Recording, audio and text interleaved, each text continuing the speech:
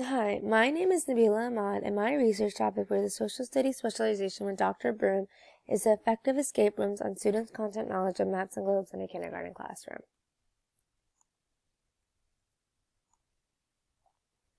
The purpose of the study was to see how the use of escape rooms as a form of instruction increases engagement and students' understanding about the content they are learning. There is little research done on game-based learning, specifically on escape rooms with social studies content in an elementary classroom. Most previous research has been conducted with higher grades, specifically at a high school or university level. For my study, I examined the effect of escape rooms on students' content knowledge of maps and globes in a kindergarten classroom. Two terms that were used greatly throughout my research were game-based learning and escape room. Game-based learning is incorporating games, whether virtual or physical, in game-like simulations, which include role-playing, to create learning experiences that can engage students and effectively teach classroom content. For escape rooms, they usually involve several tasks and can therefore be considered as processes. In an article written by Bislin in 2008, it discusses the impact of No Child Left Behind on social studies content. Since the introduction of this bill, social studies has been pushed aside, putting a greater emphasis on language arts and math. Recent research has shown that social studies is rarely taught at the primary levels and is more textbook driven in the upper levels. In a study conducted in 2010 by Didi, it discusses the importance of 21st century skills. These skills are critical thinking, creativity, collaboration, communication, information literacy, media literacy, flexibility, leadership, initiative, productivity, and social skills. These 12 skills are then divided into 3 categories, which are learning skills, literacy skills, and life skills. As the educational system is becoming more modernized, there is a larger need for the incorporation of these 21st century skills within our classroom. As stated earlier, there has been little research done on game-based learning, specifically on escape rooms. In 2015, a research conducted by Cicchino, in which researchers wanted to study how game-based learning affects student learning in terms of content acquisition, retention, and critical thinking to better understand how game-based learning can be utilized in a traditional K-12 classroom setting. Cicchino concludes that game-based learning has proven itself as a viable means for promoting critical thinking and learning. In 2016, Gutierrez and Lopez conducted a similar study. In the study, they examined the effects of incorporating Minecraft into a social science classroom. The researchers found that most students had a positive attitude about using game-based learning and gamification. The results indicate that there was a greater amount of motivation and engagement from the students. In relation to 21st century skills, Gutierrez and Lopez discussed that the participants thought that the involvement game promoted creativity. More recently, Abdul-Jabbar and Felicia conducted a study in 2020 in which they investigated game-based design features that promoted engagement and learning in a game-based learning setting. They concluded that game-based learning helps students to develop skills and knowledge and strengthens their ability to handle the learning experiences provided in the games.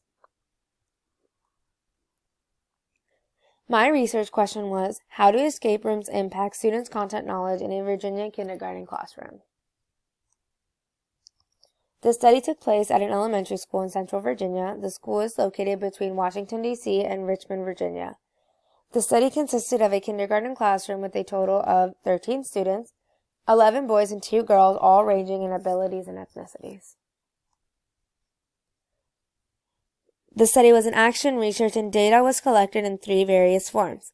A 5-question pre- and post-test, students' work, which was their daily exit question and their activities, and the student interviews that were conducted with 5 students after the post-test.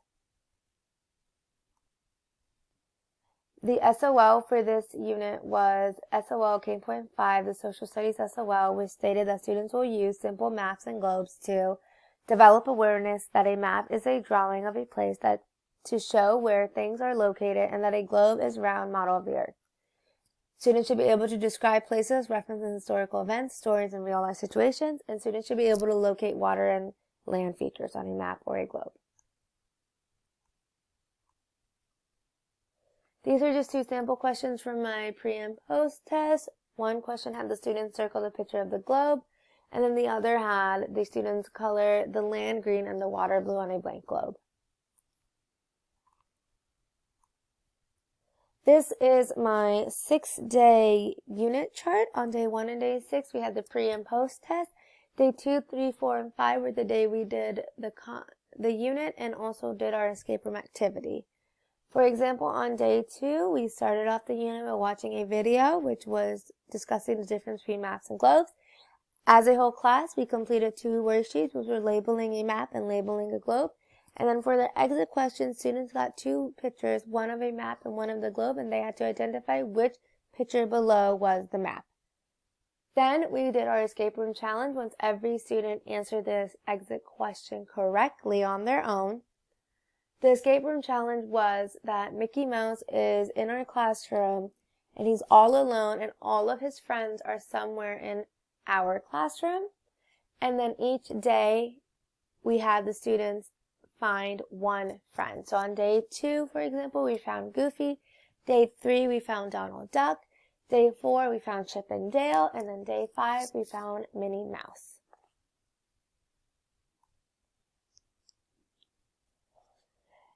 The bar graph displays the students' individual scores for the pre and post tests. The students in the study were graded using standards-based grading scale. The students were either given a 1, 2, or 3. A score of 1 represented that the student's understanding of the content is below grade level. A 2 represents that the student is approaching grade level, and a score of 3 means that the student meets grade level. On the pre-test, 6 students scored a 1, 5 students scored a 2, 2 students scored a 3. When the unit was complete and the students completed the post-test, all the students received a score of 3, which was a perfect score. Similar to a study conducted by Coolings in 2020, the students were engaged and eager to participate in the escape room activity. They all seemed to enjoy the escape room activity and wanted to be able to participate.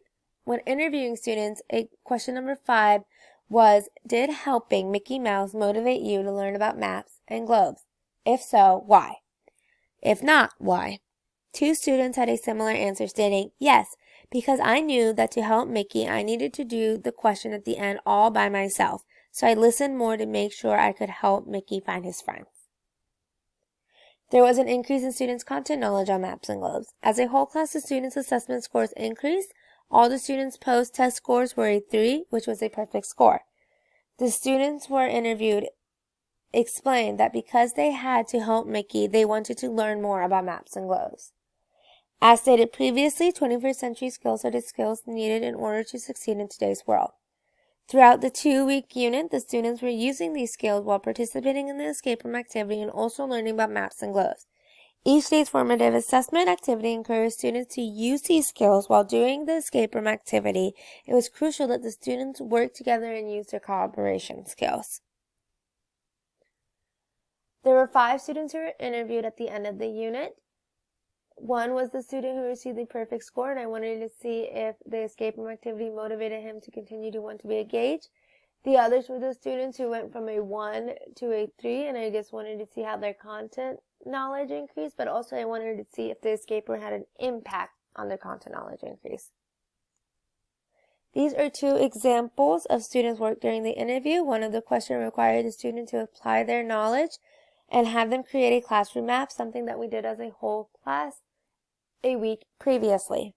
As you can see, both students were able to create a classroom map that displays common classroom features such as the door, bathroom, teacher's desk, student desk, and a smart board. One of the main limitations I had with this research was a global pandemic. Due to the students having hybrid instruction, the unit went from being 1 week to 2.5 weeks. I had to incorporate more time into reviewing the previous lessons because we would pick up the lesson after 5 days. Also, due to the pandemic, the form of the escape room changed, and instead of working in teams, they had to solve the problems and challenges individually.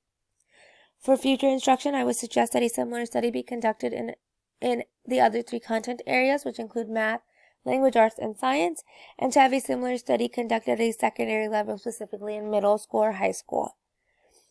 Implications include that the game-based learning should be implemented at a primary age level in all content areas because it did increase student motivation and engagement in content knowledge. These are my references. Thank you.